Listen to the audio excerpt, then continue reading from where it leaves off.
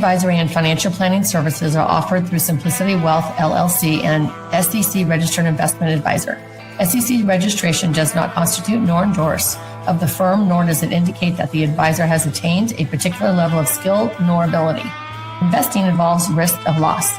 Insurance, consulting, and education services offered through Diamond Life Planning is a separate and unaffiliated entity from Simplicity Wealth. This information is provided as a general information that is not intended to be specific financial guidance.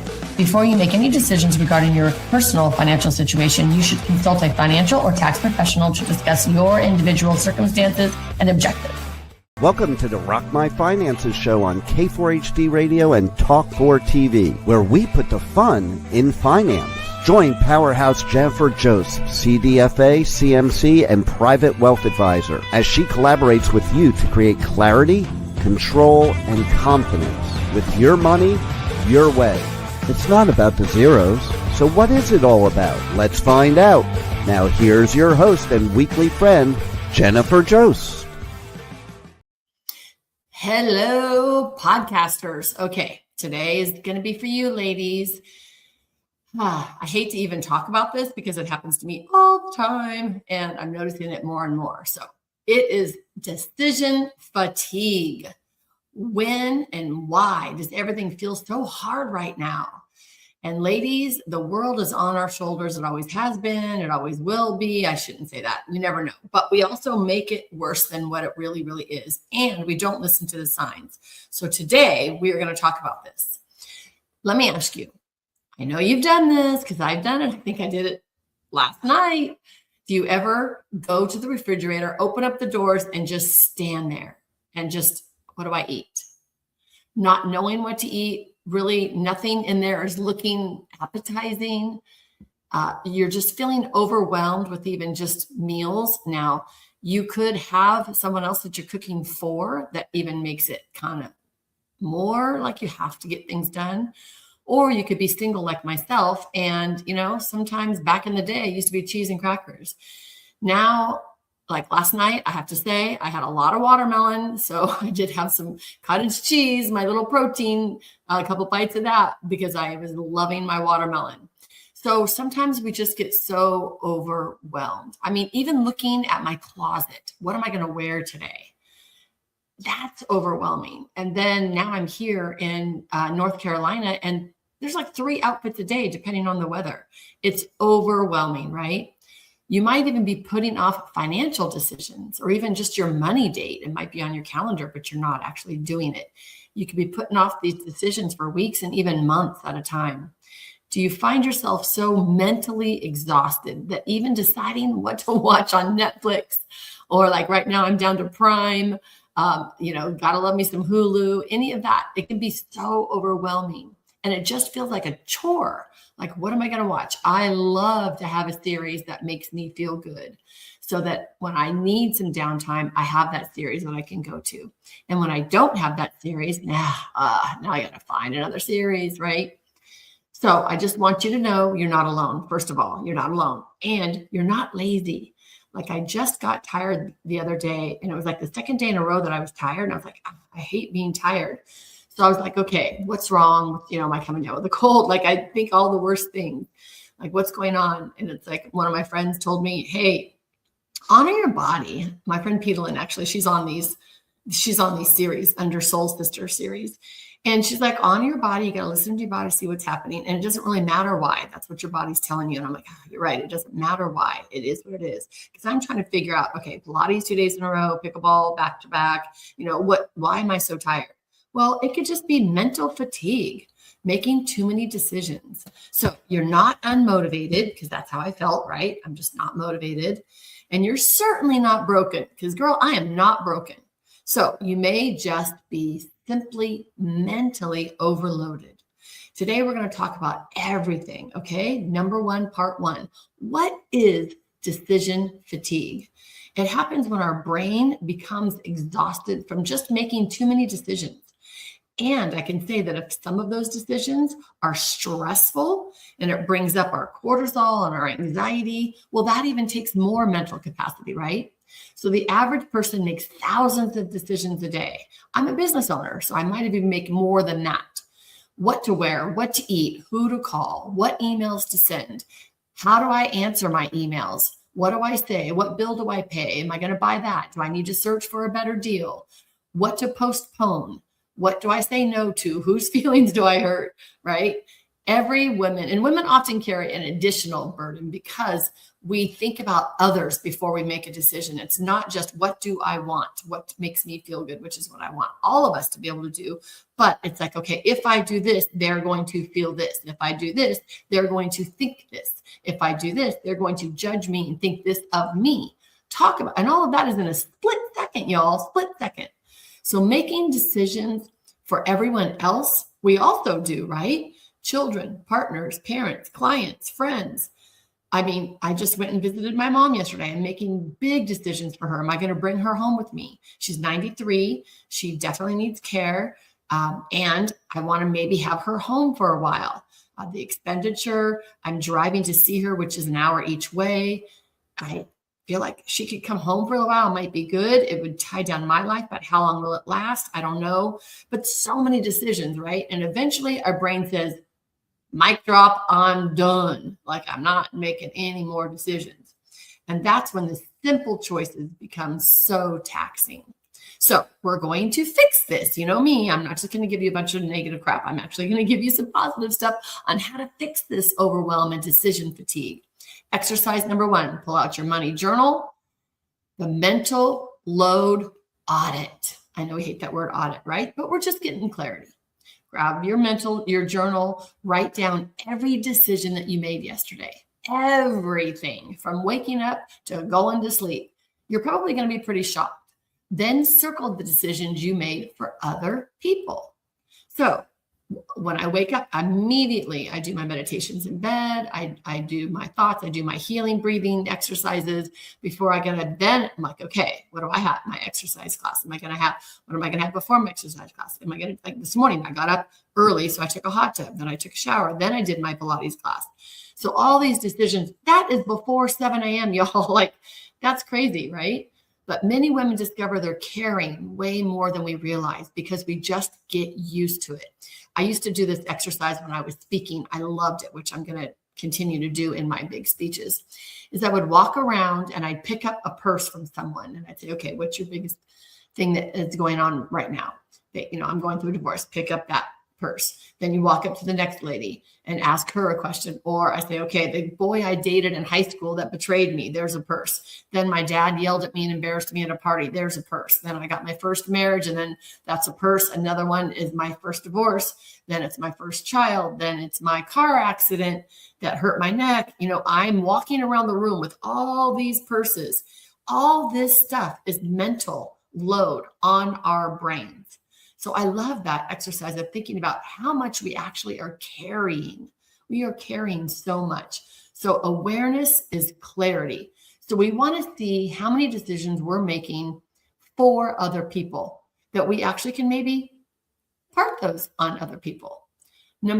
Part number two, why women are especially vulnerable. I think we kind of all know that, right? We're natural caregivers. We're planners. We're problem solvers. We're fixers. We remember the birthdays. We remember the anniversaries, the doctor's appointments, school schedules, family gatherings. We want family gatherings, so we want to participate in it. Medication refills, retirement concerns, money, bills, spending plans, taxes. Gotta love our taxes, our deadlines, right? Our estimated deadlines. It's not unusual for women to be managing 5 or 10 different people's needs at one time. Thank goodness I have my son that I help out, my daughter a little bit because of the wedding coming up, and my mother full time. So don't forget my cat, Luna, my little cat, because she has, arthritis and asthma. And so I got to think of her daily as well. All of that happens before I think of me. No wonder I'm freaking exhausted, right? No wonder why we're tired. The problem isn't weakness. I am strong. I am healthy. I'm strong. I'm intelligent. I know I'm not weak. The problem is too much overload. We are just overloaded. So exercise number 2, the responsibility check. Create 3 columns in your money journal. Mine, shared, not mine. Okay, mine. Things that are truly my responsibility. Okay, me, my cat, my mother. Those are truly my responsibility. That is me. Shared responsibility would be helping my son. He still hasn't got completely on his own 2 feet, so shared responsibility there. Not mine, things that you've accidentally adopted. It's so funny. I have a friend here that we call each other bossy. You're so bossy. You're so bossy. It's hilarious. We were in Pilates this morning going, you're so bossy. You're so bossy. And it's true because we just automatically hear a conversation or see something that we think could be better. And so we want to impart our solutions in our brain to that other person or some stranger in the grocery store. It can be anybody, but we think that we can help solve something. And so we just try to help. Well, that's not mine. So I should not be thinking those thoughts about somebody sitting over there. Like, it's just not my business, not my circus, not my monkeys, right? So that is the one that I'm working on now. It's not mine, not my business. Keep my nose out of it. Keep my fingers, my paws, stay out of it when it's not mine. I got enough of my own. Do I need to create any more? Of course not. So this exercise could be very freeing for you. And just look at it daily even. What did I do today that I did not need to do? It was not mine. It actually feels pretty good to step away from something when I would normally fix it or try to solve it. Or even we're thinking we're helping, which we are helping. However, we're overloading ourselves. And who does not need more time? Just pure downtime, no thinking, no thoughts, meditation, hot tub, sitting in the sun, going for a walk, whatever it is, just relaxing. Okay, part 3, how decision fatigue impacts money. This is where things get really interesting. Decision fatigue often shows up financially. You may be delaying reviewing your accounts. Like, I'm a financial advisor. You may be delaying your annual review. I've tried to get annual reviews, and there's a few people that just can't get on the calendar, right? Avoiding opening your statements. You might not even know what's happening. You put off estate planning, like you don't have end of life planning. You don't even know what's happening in 5 years, 10 years, 15 years. Like, there's no planning there. I truly believe in planning. If you don't have a plan, you're planning to fail, right? That good old saying. Ignoring insurance reviews. We need to redo our auto insurance, home insurance, life insurance annually because things change. I know we feel like we can set it, leave it, and forget it, but we can't.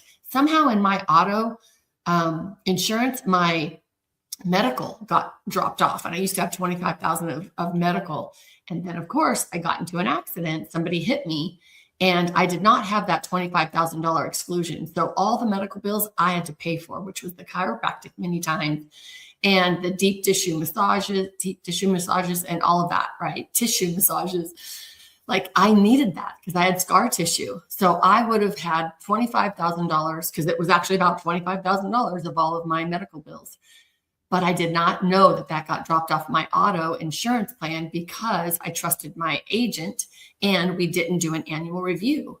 So we have to do our annual reviews. When we continuing to pay for things that we no longer use, I can tell you right now, I am a huge believer in my credit card audits. All my stuff's on auto pay and like annual. I have like so many, like 60 different things that are log in and pay on a monthly basis. And I guarantee you, every time I look at something, there's something that's on there that's not mine. I can tell you, Uber comes up a lot. Instacart comes up a lot. These different things pop on my credit cards that are not mine. They're great. Everyone's great about it to take it off, but there was a mistake made somewhere. So I have to make sure I find other people's mistakes. Now, do I want to do that on a Saturday morning or a Sunday night on my money date? No. But it feels really good to find mistakes and clear them off. So it's not because you don't care. It's just because we're exhausted, right? The brain begins to conserve energy on its own. And so it starts avoiding things. You might not even realize that you're avoiding things. Exercise number 3, 1 decision rule. Ask yourself, what is one financial decision that you've been avoiding? Not 10, not 20, just one. One financial decision you've been avoiding. Maybe even choose the smallest step to get towards that decision. Maybe it's just call the advisor. Hello. Maybe it's just jump on our calendar. Maybe it's just read our emails, right? Maybe it's just review the statement. Progress reduces stress. I promise you, reduces overload. Part 4, the cost of perfectionism. I don't know about you, recovering perfectionist right here for sure. I'm a Virgo, recovering perfectionist for sure. Many women struggle because we believe that we must make every decision perfect. A perfect investment, the perfect spending plan, the perfect choice. But perfection creates paralysis because then we won't make a decision. I have a client that takes forever to make a decision. She's a business owner as well. And it takes a long time because she wants to be perfect. And I have a saying that I heard from my coaches back in the day. We're building the plane when we're going down the runway before we take off, because we really don't know what we don't know until we get on the court and we start playing. So we do not want paralysis in decisions, especially if it takes too long. Sometimes just making the decision, if it's wrong, we can fix it later, because you're not going to know what you don't know until you're in that place. I hope that makes sense. What if instead of making the perfect decision, you just focused on a good enough decision? I love that. Good enough. I need a t-shirt that says, I'm good enough today. Most decisions are not permanent anyways.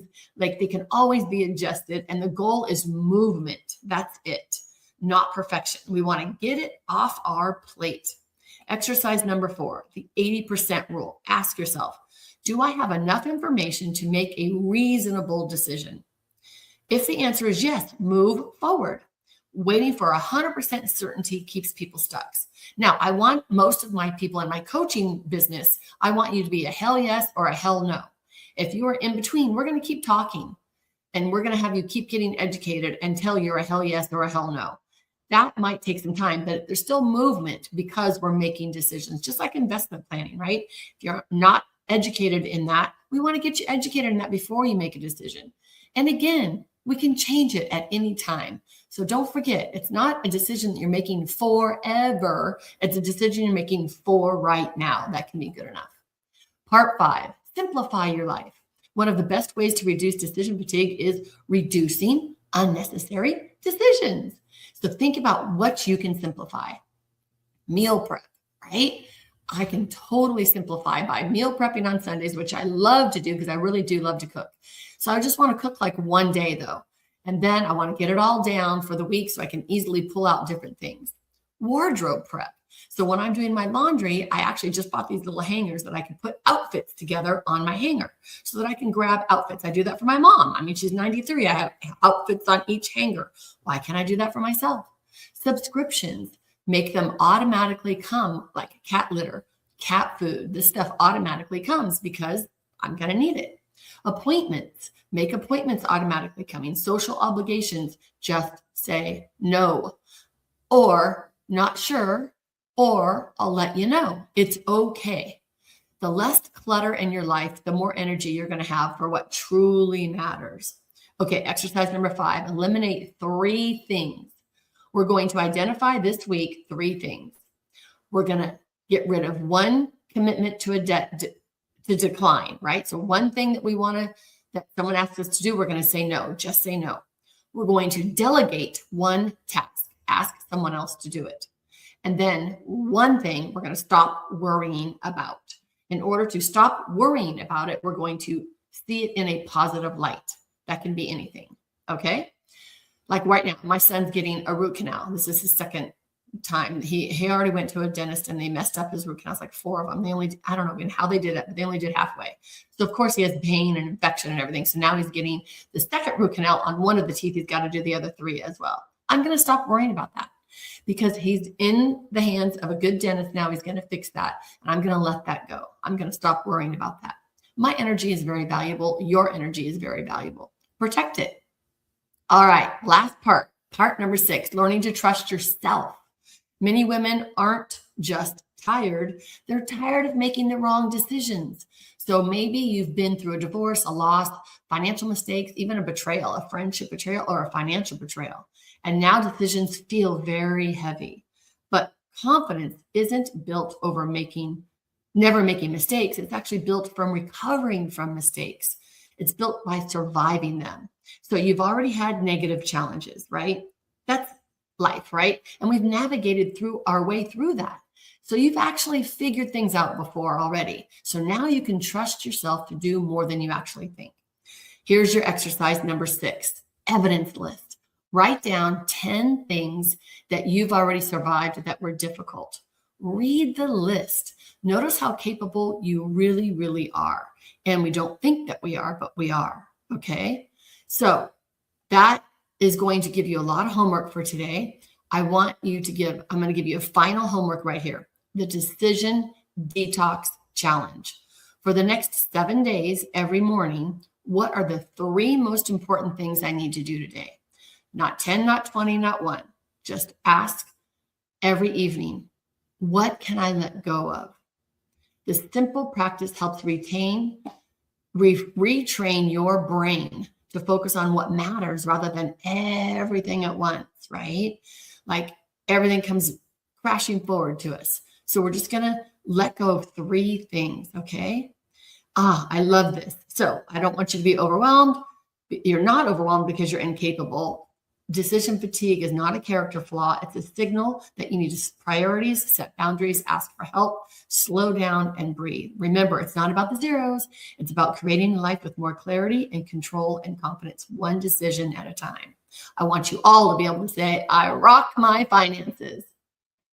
We appreciate you joining us today, and don't forget to subscribe to the Rock My Finances YouTube channel for more engagement and bonus content. Tell me, what is your money story? Let's find out with Jennifer right here on K4HD Radio and Talk4 TV. It's not about the zero, it's about the F word, feelings.